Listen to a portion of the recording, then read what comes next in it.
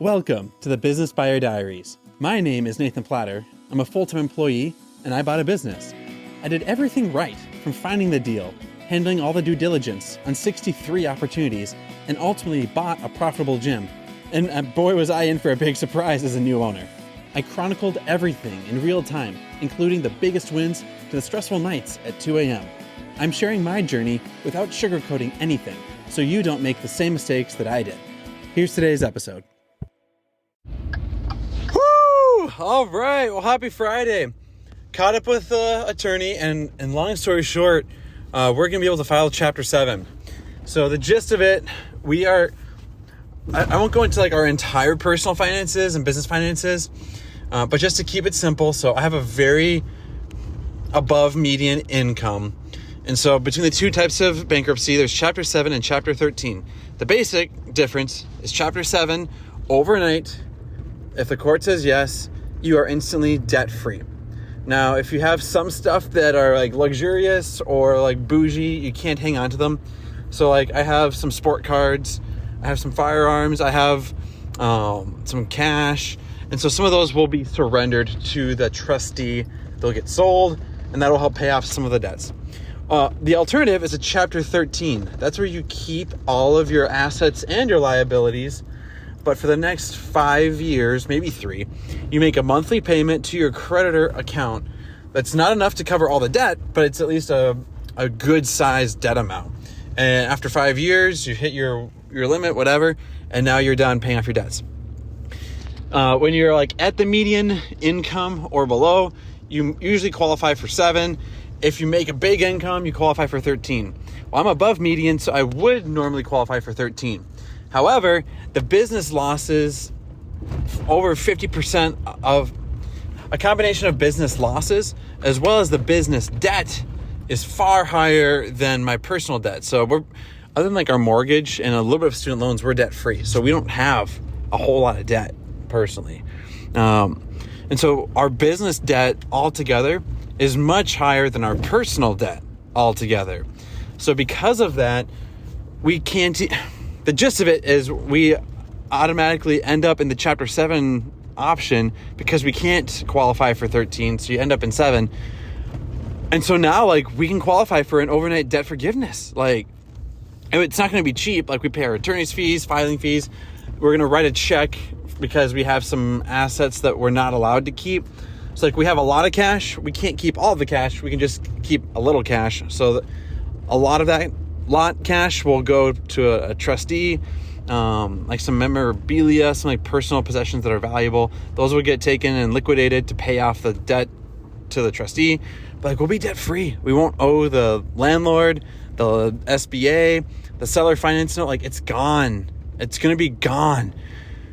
And like this uncertainty I've had for a month, it's now certain. Like it's going to be over really fast. And I thought I was going to be almost 40 by the time this was behind us. And it's going to be like quick. Our credit score is still going to take a ding. It's still going to show bankruptcy, delinquency, whatever. But it's not the end of the world. Like, it's going to be that way. Whether we do a overnight option or a 5-year option, we still get dinged either way. So I am stoked. I cannot believe it. Now what we do is the attorney basically sends us like a super detailed Word document and Excel sheet. It's basically confirming, yes, this is everything that I own. Yes, this is every debt that I owe. And it's because it's a federal thing that you apply for. So you can't lie. If they find out that you lie, like, they could take you to jail. Like, you don't want to do that. You got to tell the truth up front. Like, it's a no-brainer. And so all that to say, we now like document a super detailed document of our assets and our liabilities. We then submit it to the courts. A judge says, yes, this looks fine, or no, this looks terrible. And then we're done. So we could file as early as like a week or 2 from now, which is lightning fast. That's going to be kind of crazy. So yeah, I don't know what to say. Just arrived, and now we're just hanging tight. So I just arrived for a pickup after school, but like, it's gonna be over with and done with. So yeah, can't really work the side hustle so much right now. Can't do a whole lot of bonus things. So we're just going to hang tight and just wait for the applications. And so we still have to engage like normal business. So the bank called me again today. That's the second time this week. Like, hey, Nathan, how's it going? Let's catch up on the phone. Talk soon. They did that. I haven't called them back yet. But like, we're going to do the member event this Saturday. We're going to do a nutrition thing on Sunday. Like, we're going to do business as normal. And it sounds bad, but there might just be like a blindside moment where it's like, all right, the business is now closed. And then it's up to the landlord and other folks if we get to keep it going. Here you go, sir. Wonderful. Thank you. Appreciate it. And then like, it'll be that. So I really want to give our members a 30-day heads up. I don't know if that's going to happen.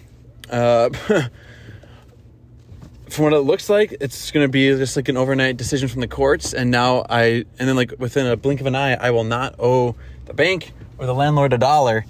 And so they'll want to take possession of those things and start liquidating them and be made whole and get a paying person back into their coffers. And so they'll probably shut the business down really fast. They'll probably liquidate inventory really quickly. I don't know. So yeah, I just need to wait until, what do I do? So I talked to the lender. The two big things we were curious about, do we tell vendors about what we're doing? Answer was nope. There's nothing to announce other than we're filing an application with the state. It's just going to cause concern and panic for everyone. No, not today. I asked him about buying my wife a replacement vehicle. Her car is breaking down. It smells like burnt rubber. It is on the edge of its life. He said, nope, hang on. Let's wait like 30 days till the proceedings are done and then go buy a vehicle. Your credit will rebuild. Cool, I can do that. Asked him about side hustles. The photo booth thing. Can I do that? Can I have a little like pocket cash?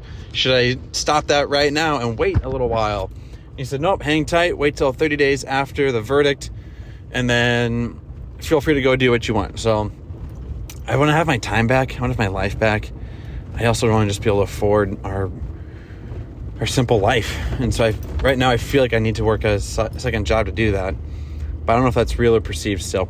So anyhow, those are the side questions that I had. The next few weeks are going to feel like I'm blindsiding everyone out of nowhere. And I guess I am, to an extent. I guess I'm surprising people with news that I'm surprised by having.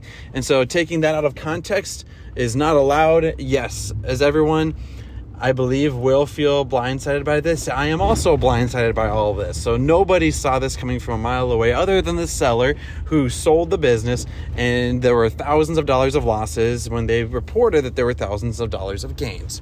So that's the only person who ought not be blindsided by all of this. Yeah. I have to call it because my phone is saying my phone is too close to my face. I need to go and reset some position of my phone. We're just gonna go enjoy our evening. It's family movie night, so we're watching a free movie. We're gonna learn to enjoy life on the cheap side, and I just got 5 years younger. Like, the future that I was dreading has never gonna happen. So we're gonna enjoy this. We're gonna document this, and regardless of what the outcome is gonna be, it's easy now to say like, "Yep, God is good," because it's a verdict that I wanted. So that's not a fair thing to assume, but I was hoping that if I got an unfavorable verdict, I would still say God is good, because I do believe that. And so anyhow, time to zip on home, time to enjoy life. We are going to do that, and we are gonna be debt free maybe a month from now. So we'll talk the details later. Things like refunds, payroll, taxes, franchisor unraveling, turning over of landlord keys, perishable inventory. Like, there's gonna be a lot of nuances here. So the story is not over, but a big checkpoint has been reached, and reached it has been. We're gonna document it. That's where we're at. That's where we're going. Let's rock and roll. This has been another episode of the Business Buyer Diaries. subscribe so you don't miss the next episode. I hope you're realizing that business ownership is no cakewalk. Check the podcast notes for a link to the DIY due diligence program, the complete list of show sponsors, and for media inquiries. Music written and composed by Wes Schrock. I'm your host, Nathan Platter. Join me again on the next one.